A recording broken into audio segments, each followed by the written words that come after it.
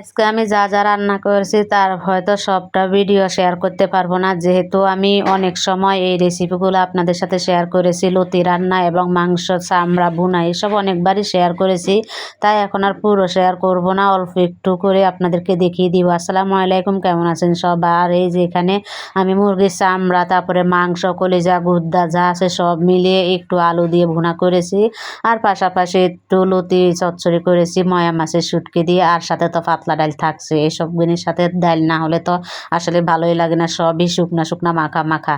তো লতি দিয়ে ময়া মাছের রান্নাটা আমি কিন্তু পুরা রেসিপি শেয়ার করব না, আমি কিন্তু অল্প একটু শেয়ার করতেছি। করলে তো প্রথম থেকে ময় মশলা দেওয়া সব কিছুই আপনাদের সাথে শেয়ার করতাম, ময়া মাছ দিয়েছি এসবই শেয়ার করতাম। আসলে আমি কিন্তু কি এগুলো কিন্তু কয়েকবারই দিয়েছি, তো ভাবছিলাম এসব তো সবাই পারে সবাই করে, আর কি শেয়ার করব আপনাদের সাথে, একটু কথা বলি খাওয়া দাওয়া করতে করতে। তো এই যা দেখতেই পেলেন আমার কিন্তু কি ময়া মাছের শুটকি দিয়ে লতি ভুনা হয়ে গেছে। লতির মধ্যে একটু লেবু দিয়ে দিয়েছি, লেবুটা দিলে একটু গলা ধরার ভাবটা কম থাকে। আসলে লতিটা আমার এত পছন্দ যা বলার মতো।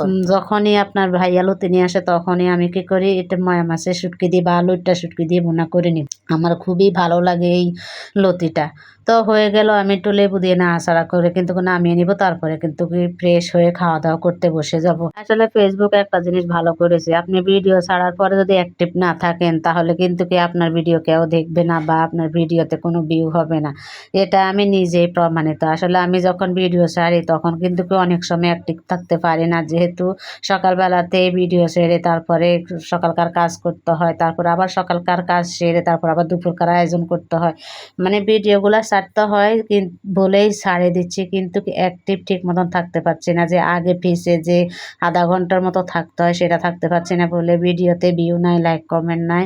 কিন্তু কি ভিডিওতে ভিউ আনতে হলে আপনাকে অ্যাক্টিভ থাকতে হবে। ভিডিও ছাড়ার আগে দিয়েও আধা ঘন্টার মতো থাকতে হবে, আর পরেও কিন্তু আধা ঘন্টার মতো থাকতে হবে, তাহলে আপনার ভিডিওতে ভিউ আসবে। আমি তো থাকতেই পারি না কাজের যন্ত্রণাতে, তাই আমার ভিডিওর নাজেহাল অবস্থা। তো আর কি, যে আমি তো খাওয়া দাওয়া করতে বসে গেলাম। আসলে আমি কিন্তু কি লাইভেও যেতে পারি না, লাইভে কিন্তু কি যুক্ত থাকতে চাই, সবাইকে কমেন্ট করতে চাই, কিন্তু কি আমি 1 ঘন্টার মতো আমি লাইভে থাকতে পারি না।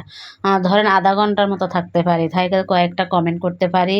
আর যদি বেশিক্ষণ হয় তাহলে কিন্তু আমার চোখ প্রচণ্ড ব্যথা করে, আমি কমেন্ট লিখতে পারি না বা চোখে দেখতে পাই না, আমার চোখ প্রচণ্ড ব্যথা করে। চোখ ব্যথা করতে করতে তখন আমার মাথাটাও ব্যথা করে, এই জন্য আমি লাইভে বেশিক্ষণ যুক্ত থাকতে পারি না। আসলে লাইভে থাকলে কিন্তু লাভ হয় কি, আপনার ফলোয়ার বাড়ে, রিচ এঙ্গেজমেন্ট বাড়ে, কিন্তু কি আমার এই জন্যে কিন্তু কি রিচ এঙ্গেজমেন্ট ফলোয়ার সব কিছুতে আমি পিছনে পড়ে আছি, তাই আমার ভিডিওর অবস্থা কিন্তু কি ভালো না। তো আপনারা কিন্তু লাইভে যুক্ত থাকবেন, আর আমাকে যারা ফুলের ভালোবাসা দেন তাদেরকে অসংখ্য অসংখ্য ধন্যবাদ। আসলে আপনারা যদি মনে করেন আপনাদের লাইভে থাকলে ফুলের ভালোবাসা দিবেন, না হলে দিবেন না, আপনাদের মন যেটা চায় সেটাই করবেন। আমি চাই না আপনাদের মনের বিরুদ্ধে গিয়ে আপনারা আমাকে ফুলের ভালোবাসা দেন। আপনাদের যদি মনে হয় যে আমি আপনাদের লাইভে বা ভিডিওতে কমেন্ট বা সবকিছুতে যুক্ত ঠিক মতন থাকতে পারছি, তাহলে দিবেন, আর না হলে দেওয়ার দরকার নাই। আসলে আমি কোনো রাগ করি নাই, রাগের কোনো কথা না এখানে। আসলে আপনাদের মন অনুযায়ী আপনারা চলবেন। তো ভিডিওটা এই পর্যন্তই, আল্লাহ হাফেজ।